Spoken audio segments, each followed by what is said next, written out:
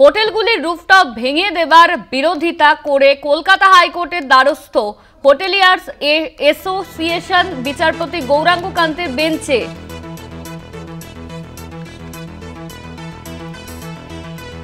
কলকাতা হাইকোর্টের দ্বারস্থ হোটেলিয়ার্স অ্যাসোসিয়েশনের ইতিমধ্যেই এই বিষয়টি সামনে আসছে।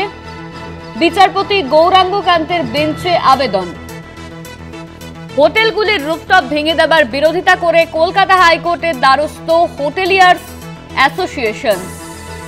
ব্যবসার ক্ষতিপূরণের দাবি করা হচ্ছে। হাইকোর্টের দ্বারস্থ হয়েছেন তারা।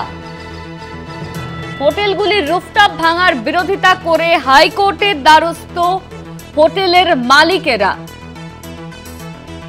কলকাতা হাইকোর্টের দ্বারস্থ হোটেলিয়ার্স অ্যাসোসিয়েশন। এই নিয়ে আমরা বিস্তারিত জানবো। আমাদের সঙ্গে ফোন লাইনে রয়েছেন আমাদের প্রতিনিধি পীযূষ কান্তি নাগ। পীযূষ, হোটেলের রুফটপ ভাঙার বিরোধিতা করে হাইকোর্টের দ্বারস্থ হয়েছেন হোটেল মালিকেরা।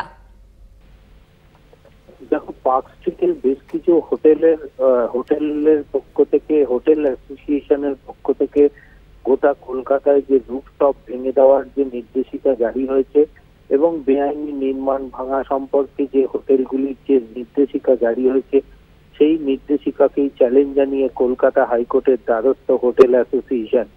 তাদের দাবি, শুক্রবার দিন হঠাৎ তারা এই নোটিশ পান এবং শনিবার দিন তারা এই নোটিশকে চ্যালেঞ্জ জানিয়ে প্রধান বিচারপতির কাছে একটি অ্যাপ্লিকেশন করেছিলেন। প্রধান বিচারপতি সেই মামলা দায়েরের অনুমতি দিয়েছিলেন, কিন্তু প্রধান বিচারপতির অফিস থেকে জানানো হয় যে সোমবার দিন সকালে উপযুক্ত অ্যাপ্রোপ্রিয়েট বেঞ্চে এই মামলাটি মেনশন, অর্থাৎ বিচারপতির দৃষ্টি আকর্ষণ করার জন্য সেই মোতাবেক আজ বিচারপতি গৌরব কান্তের বেঞ্চে, সিঙ্গেল বেঞ্চে হোটেল অ্যাসোসিয়েশনের আইনজীবীদের পক্ষ থেকে তার দৃষ্টি আকর্ষণ করা হয় এবং মামলার দ্রুত শুনানির আবেদন জানানো হয়।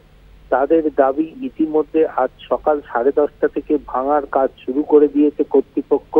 সুতরাং অবিলম্বে যদি এই ভাঙা বন্ধ না করা হয় তারা ক্ষতির সম্মুখীন হবেন। এই দ্রুত শুনানির আবেদন গ্রহণ করেছেন বিচারপতি গৌরব কান্ত। আজ বেলা 2টার সময় এই মামলার শুনানির সময়সীমা ধার্য করেছেন। ধন্যবাদ তোমায় পীযূষ। আমাদের সঙ্গে ফোন লাইনে ছিলেন আমাদের প্রতিনিধি পীযূষ কান্তি নাগ।